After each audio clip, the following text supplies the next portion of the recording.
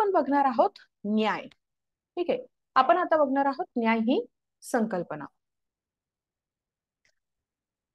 Justice, आपण जेव्हा न्याय ही संकल्पना म्हणतो तेव्हा न्याय या संकल्पनेला आर्किटेक्टॉनिक कन्सेप्ट किंवा आर्किटेक्टॉनिक व्हॅल्यू आहे. समाजामध्ये जर वेगवेगळ्या प्रकारच्या व्हॅल्यूज असतील, समाज जर न्याय कशा पद्धतीने चालतो ना, किंवा समाजामध्ये व्हॅल्यूज असतात, त्या व्हॅल्यूज वरती कुठलाही समाज चालत असतो. ठीक आहे, किंवा तो टिकवून ठेवण्यासाठी तो चांगला आहे वाईट आहे हे कशावरून कळणार आहे आपल्याला, तर त्याच्या वेगवेगळ्या व्हॅल्यूज असतात. मग तिथे फ्रॅटर्निटी आहे का, इक्वालिटी आहे का, फ्रीडम आहे का, तिथे न्याय आहे का, ह्या सगळ्या गोष्टी आपण बघत असतो. बरोबर. तर समाजाला घडवणारा एक पायाभूत मूल्य जे आहे ते आहे न्याय. कुठलाही समाज न्यायाशिवाय उभाच राहू शकत नाही. जस्टिस काय आहे तर एक पायाभूत असं प्रिन्सिपल आहे. ठीक आहे, ती एक व्हॅल्यू आहे.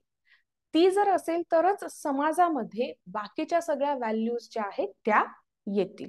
Okay. Justice is a concept that revolves around fairness, equity, and moral rightness in the treatment of individuals and the distribution of resources and opportunities within a society. It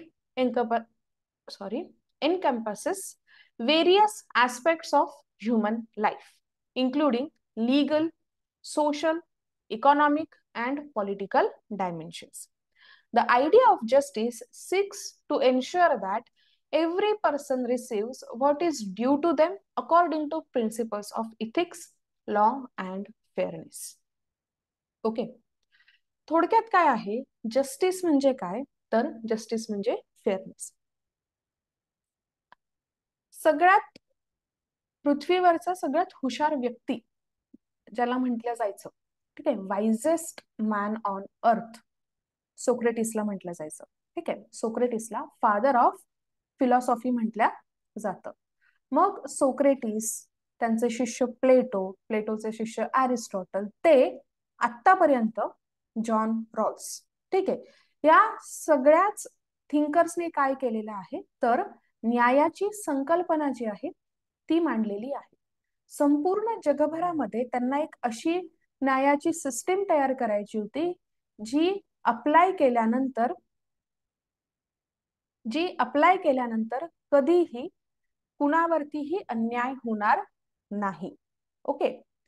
तर न्यायामध्ये सगळ्यात महत्वाचं काय आहे तर न्याय काय असला पाहिजे, फेअर असला पाहिजे, फेअरनेस असला पाहिजे.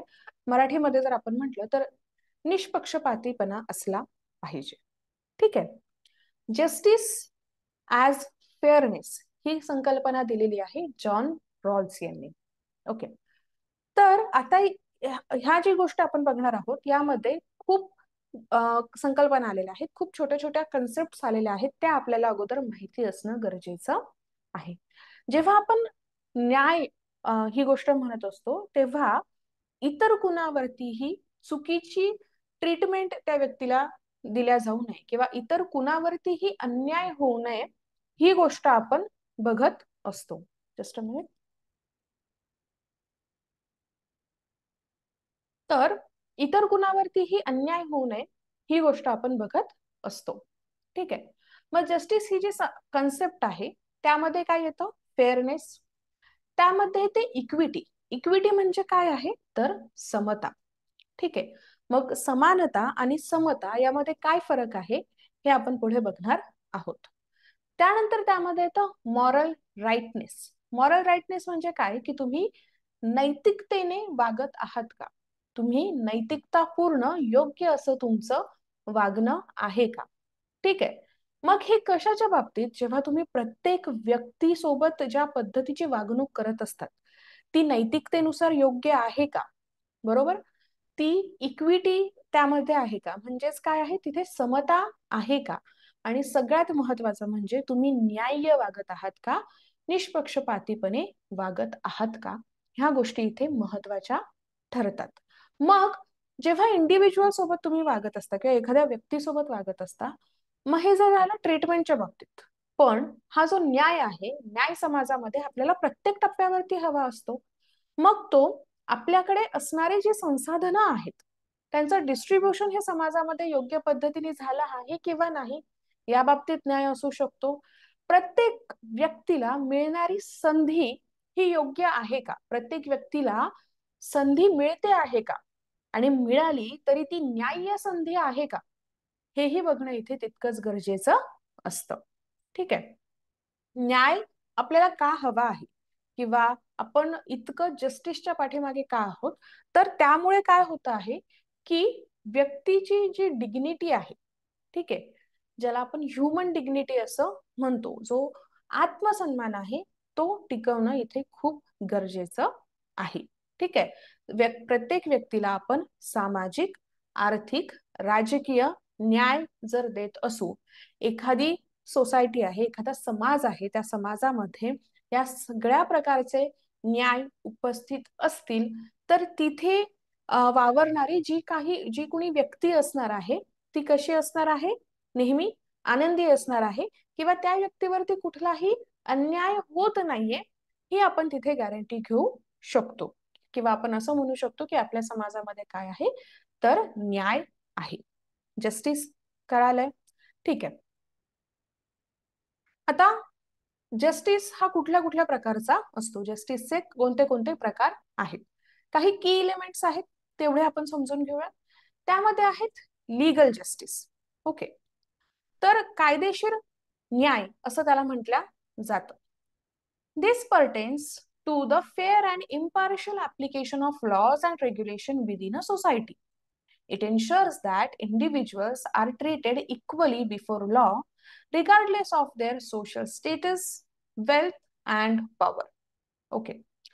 याचा अर्थ काय होतो की लीगल जस्टिस म्हणजे काय, किंवा कायद्याद्वारे दिला गेलेला न्याय, कायदेशीर न्याय म्हणजे काय आहे, की समाजामध्ये जे काही कायदे आपण बनवलेले आहे, त्या कायद्यांचं जेव्हा आपण इम्प्लिमेंटेशन करत असतो, तेव्हा ते प्रत्येक व्यक्तीसाठी सारख्याच पद्धतीने असलं पाहिजे.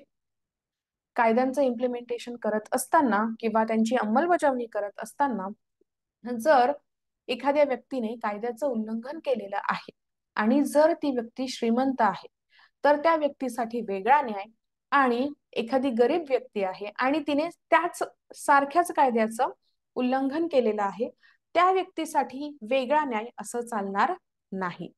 ठीक आहे.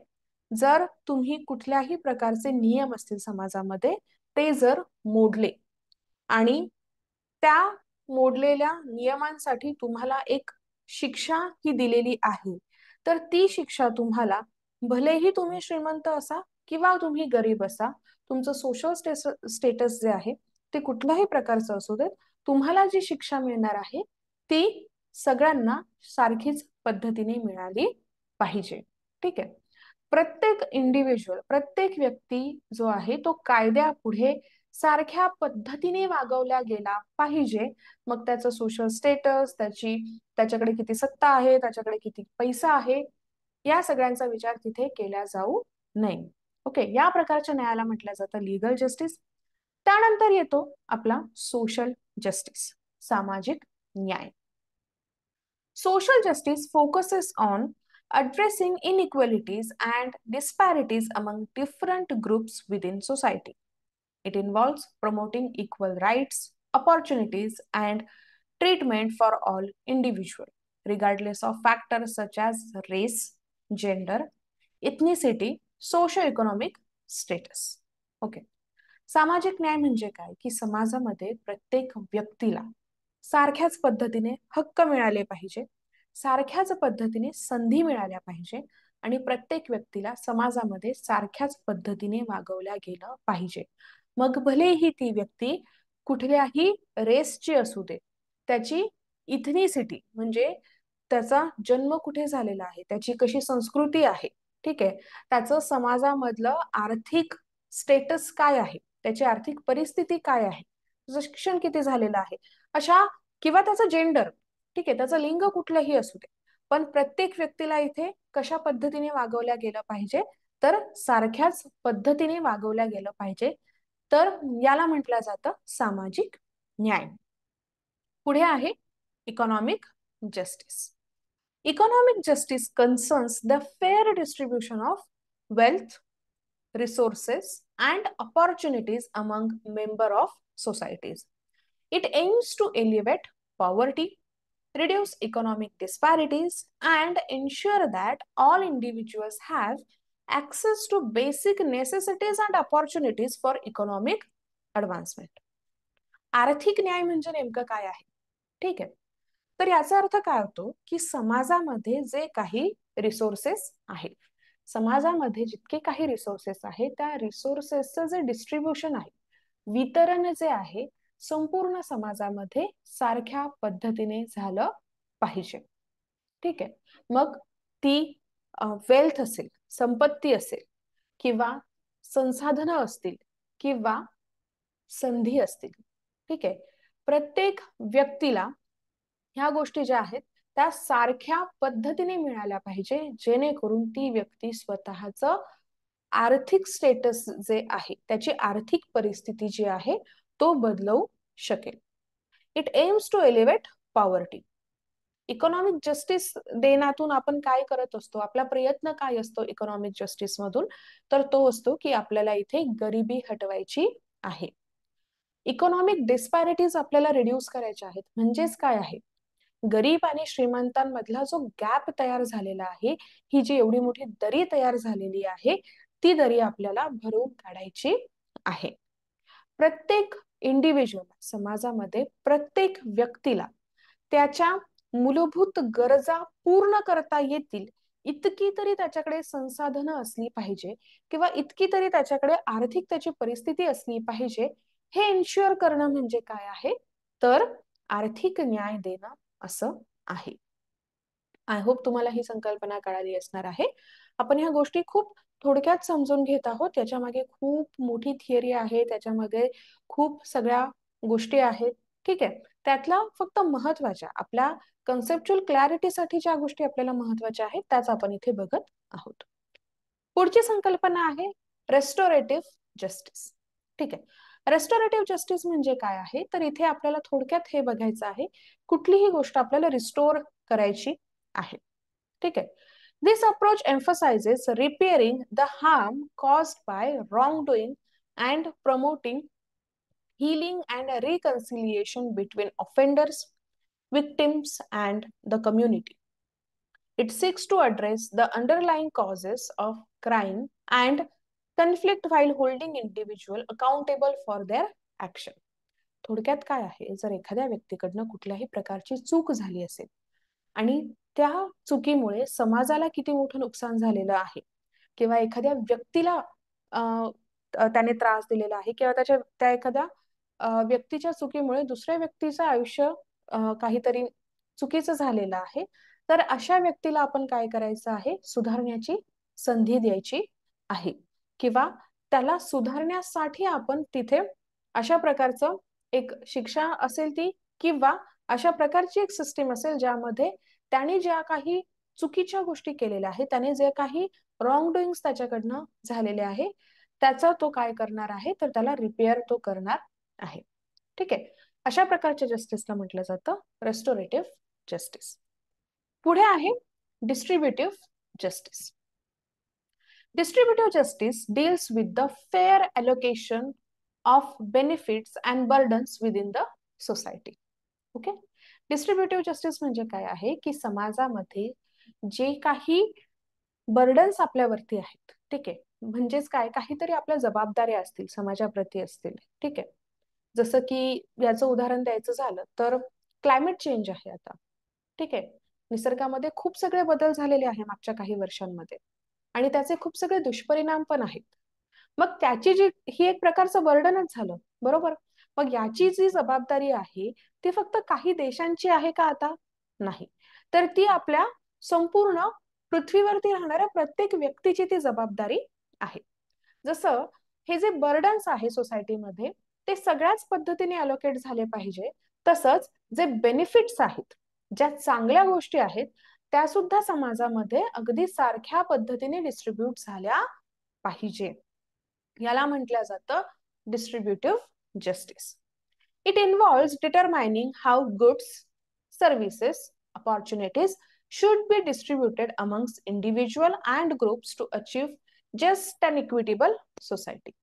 यामध्ये मग आपल्याकडे जी काही संसाधनं आहेत, ज्यांना आपण रिसोर्सेस म्हणतो, जे काही आपल्याकडे गोष्टी आहेत किंवा जे काही सेवा आपण देणार आहे, ज्या काही संधी आपल्याला मिळालेल्या आहेत, त्या संपूर्ण समाजामध्ये सारख्या पद्धतीने वाटल्या गेल्या पाहिजे, जेणेकरून समाज न्याय्य आणि समतेला धरून असणार आहे.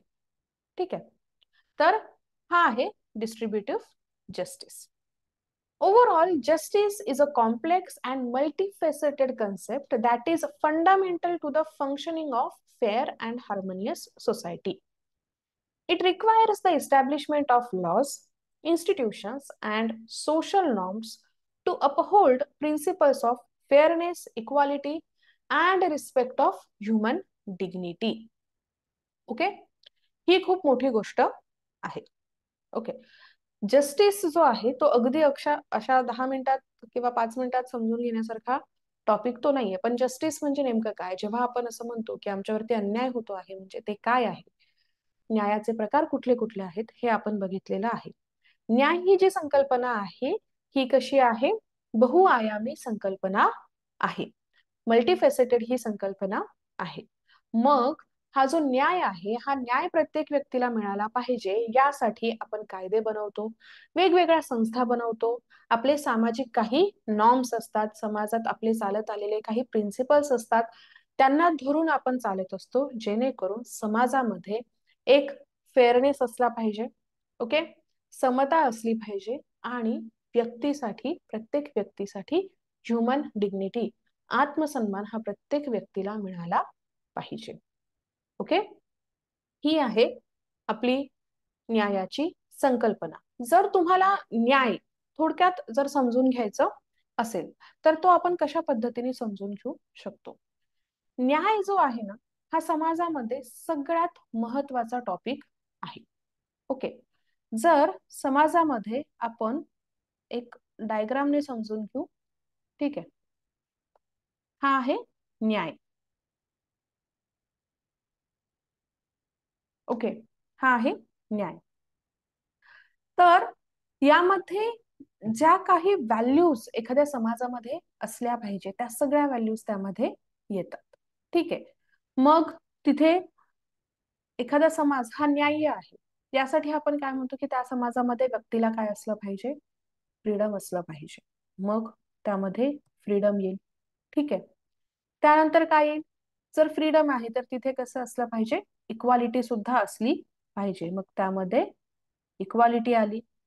ओके, इक्वालिटी आल्यानंतर त्याच्या पुढची संकल्पना आहे लिबर्टी. ओके, मग त्यामध्ये लिबर्टी ही आली.